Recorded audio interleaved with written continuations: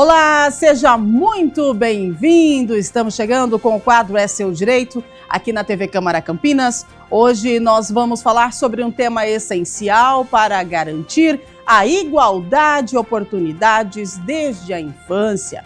O direito à inclusão na educação pública e privada, a acessibilidade, ensino em Libras e Braille, presença de um profissional de apoio escolar e condições de igualdade estão entre as garantias previstas na Lei Brasileira de Inclusão da Pessoa com Deficiência, a Lei 3.146 de 2015. Além disso, os estudantes com deficiência têm direitos garantidos na Constituição Federal e no Estado de São Paulo, na Lei Estadual 16.925 de 2019. Muito bem, então para nos ajudar a entender como esses direitos funcionam e o que fazer quando eles são desrespeitados, recebemos o advogado, ele é especialista, ele é membro da Comissão dos Direitos das Pessoas com Deficiência da OAB Campinas, doutor Demian de Maura. Seja muito bem-vindo, doutor. Obrigada pela sua presença. Eu é que agradeço o convite e me ponho à disposição aqui para auxiliar nas questões que foram levantadas aí para ajudar a população de Campinas a saber os seus direitos e poder buscá-los perante as escolas públicas e privadas e todos os meios de educação que têm o dever aí de poder oferecer às crianças e à população geral a educação de forma inclusiva. Excelente, doutor. Bom, a Constituição Federal é clara ao dizer que educação é um direito de todos e que o Estado deve garantir atendimento educacional especializado às pessoas com deficiência, principalmente na rede regular de ensino. Doutor, como esse direito se aplica na prática, tanto em escolas públicas quanto em escolas particulares? Apesar de existir a Constituição, o direito amplo à educação, infelizmente, a sociedade, de uma forma geral, ela acaba restringindo esse direito às pessoas que possuem alguma diferença, né? Hoje nós temos que pensar a pessoa com algum tipo de mobilidade reduzida, algum tipo de alteração genética, alteração intelectual, todas elas hoje fazem parte do conjunto das pessoas que necessitam, né, de auxílio especial, e todas elas, assim como qualquer outro cidadão, eles têm direito à educação por completo garantido pela nossa Constituição. As instituições públicas e privadas, elas devem obedecer à lei e principalmente à LBI, que é a Lei Básica da Inclusão, e nela está garantida a educação a todos de forma inclusiva, né? Seja com profissionais de apoio, seja com salas especializadas e tudo aquilo que é necessário para garantir a elas a educação de forma completa e plena. Excelente, doutor. Bom, é fundamental que a igualdade, né, de condições para acesso e permanência na escola sejam respeitadas. Agora, quais as principais barreiras, doutor, quando a gente fala de barreiras físicas, pedagógicas, né, até as barreiras atitudinais que acontecem para essas crianças nesse ambiente escolar? Na sua avaliação, quais são as principais barreiras físicas? Nós temos hoje as crianças com deficiência, elas têm realmente o acesso garantido? Infelizmente, podemos dizer que ainda não. Não há dúvida que ao longo do tempo nós vemos evoluindo. A própria LBI, apesar dela ter completado 10 anos agora em agosto, ela ainda engatinha. Então nós estamos vindo de um estado, pensando em educação, que nunca foi voltado totalmente para esse tipo de inclusão. E é importante nós também sempre diferenciarmos, quando falamos de inclusão de pessoa com deficiência, que cada uma merece uma atenção única, né? Nós temos que fazer essa diferenciação, não conseguimos ampliar esse pensamento de inclusão na escola sem que haja essa individualização daquele educando, daquele aluno. Então, cada escola deveria ter uma forma de inclusão única para atender às necessidades daquela pessoa que necessita ou que tem aquele impedimento para realizar que ela possa ser incluída, né? Estar incluída ali dentro daquele ambiente escolar e tem esse apoio individualizado. Sabemos que, na prática, na lei, é tudo muito bonito, é tudo muito... Se ela for colocada em prática, certamente teremos aí uma ampla melhoria no aspecto acadêmico, né, dos alunos. Porém, nós ainda temos muita dificuldade em que a lei seja implantada, respeitada, e que as pessoas também saibam os seus direitos para que busquem individualmente, cada uma delas, aquilo que melhor lhe atende para esse tipo de educação.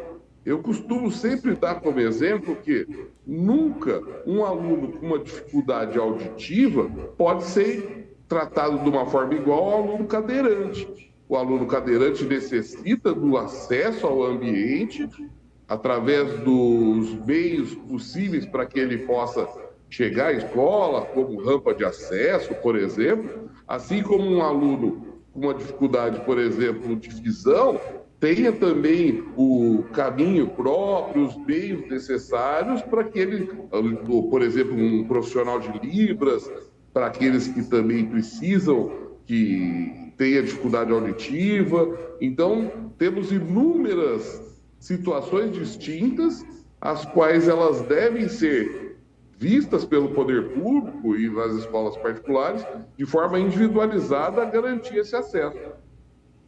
Excelente. Agora nós falamos sobre as escolas públicas e também as escolas particulares que devem, né, por lei, garantir acesso às crianças, né, com deficiência. E no caso, doutor, das crianças com neurodivergência, né, as crianças neurodivergentes, como as escolas elas deveriam proceder para garantir a inclusão efetiva? Adaptações curriculares, plano de desenvolvimento individualizado, profissionais de apoio.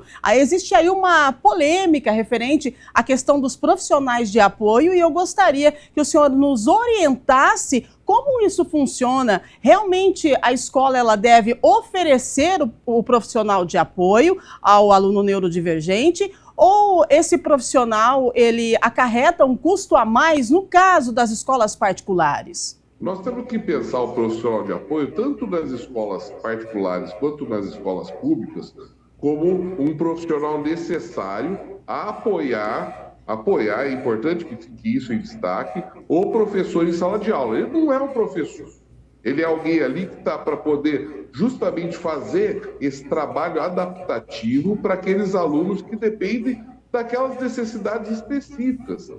Então, hoje, querer que exista um profissional para cada aluno em sala de aula se torna economicamente inviável, mesmo para o poder público ou para o sistema privado. Então, esse tipo de exigência é algo que se torna irreal, algo que nunca nós vamos conseguir alcançar na prática. Até porque nem todas as crianças necessitam desse profissional a todo tempo. Então, a adaptação a esse ambiente escolar é o que nós devemos sempre buscar de forma efetiva, tá? Agora, existem aqueles casos específicos, como eu disse no início da nossa entrevista, que, individualizando a questão do aluno, sim, é necessário daquele profissional constantemente presente na sala de aula, principalmente quando nós tratamos de deficiência intelectual, por exemplo, pois cada aluno ele vai se desenvolver da forma que ele se sentir mais acolhido dentro da sala de aula.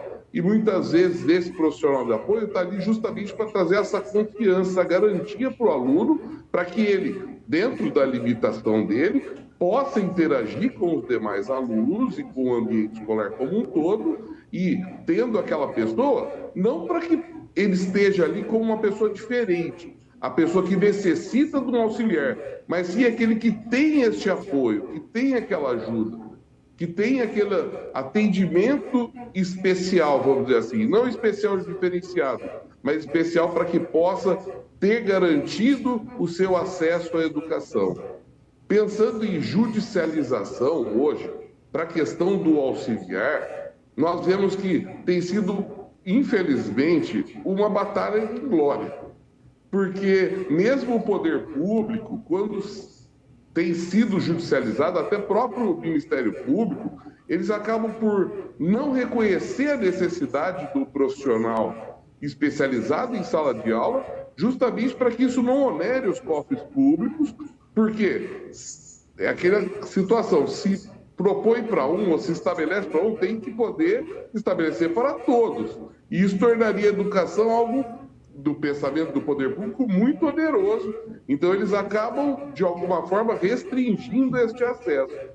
Eu costumo dizer, principalmente para os meus clientes, em questão da escola particular, que judicializar contra a escola é uma faca de dois gumes, usando a linguagem popular.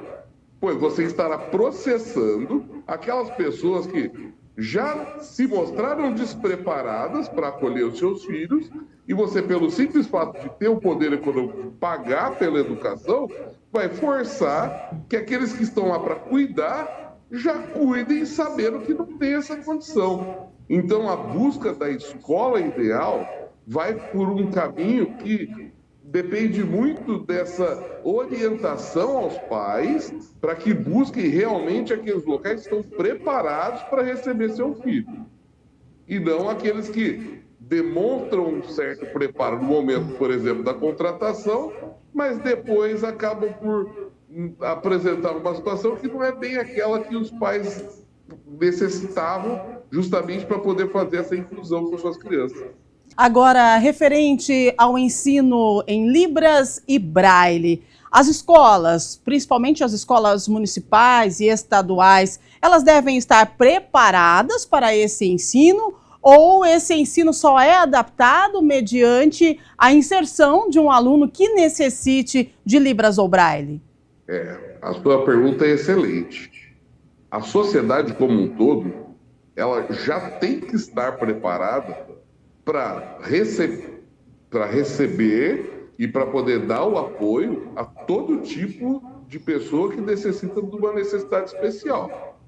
Não é porque existe um aluno que necessita de um professor que ministre aulas em Braille que a escola, depois deste aluno já matriculado, tem que buscar esse profissional. Na verdade, o caminho seria o caminho inverso. Seria todas as escolas já disponibilizarem tanto os livros em Braille, quanto os profissionais com o curso de Libras para administrar as aulas, para poder atrair, sim, aqueles alunos que vão se sentir acolhidos dentro dessa instituição. Hoje, o que nós vemos, infelizmente, é esse caminho inverso. Eles esperam ter um aluno que necessita para depois ir atrás do profissional. Aí nós já estamos no prejuízo, aí o tempo já passou, principalmente falando em educação. Então o caminho deveria ser inverso, e não só na educação, como na sociedade como um todo.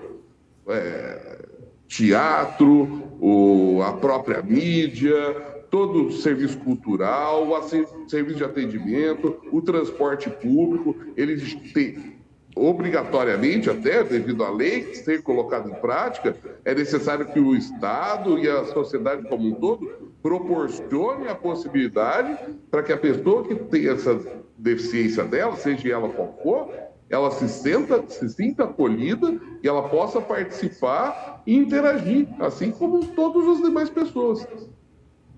Que bom, né, doutor? Que bom se fosse assim, né? Que as escolas, tanto públicas quanto particulares, já estivessem preparadas para receber essas crianças, né, com todo o carinho e inclusão que elas merecem, precisam e está prevista em lei.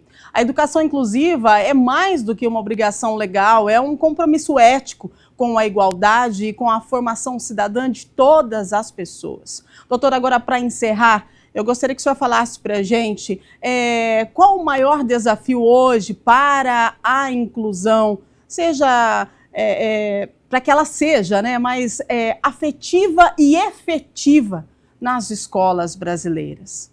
Eu tenho comigo, até pela comissão que represento e pelas dificuldades que nós acompanhamos no dia a dia, que, apesar de ter havido muita evolução nos últimos tempos, a conscientização da população como um todo de que todos somos diferentes, não há nenhum cidadão igual ao outro, todos temos nossas dificuldades. Essa diferença representa muito mais nós, seres humanos, do que a deficiência da outra pessoa. Então, nós nunca podemos buscar olhar o outro como deficiente, e sim como uma pessoa diferente, assim como todos nós somos, cada um com as suas limitações e as suas dificuldades.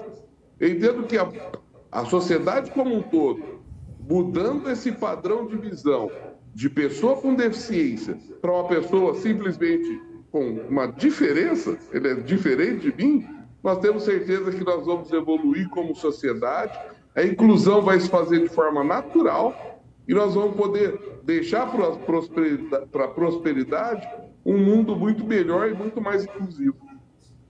Maravilha, doutor Demian, quero agradecer a sua participação, a sua fala e os esclarecimentos aqui no nosso É Seu Direito. Muito obrigada. Eu é que agradeço e ponho à disposição. Vamos continuar na nossa luta pela inclusão, pelo respeito da sociedade e pela diferença das outras pessoas. Excelente, obrigada, doutor. E você aí de casa que acompanhou o nosso quadro É Seu Direito, aqui nós esclarecemos o que é seu direito, o direito do cidadão, através da lei, da legislação brasileira. E hoje nós falamos sobre inclusão na escola. Um grande abraço, fique com a gente aqui na programação da TV Câmara Campinas. A gente se encontra a qualquer momento por aqui.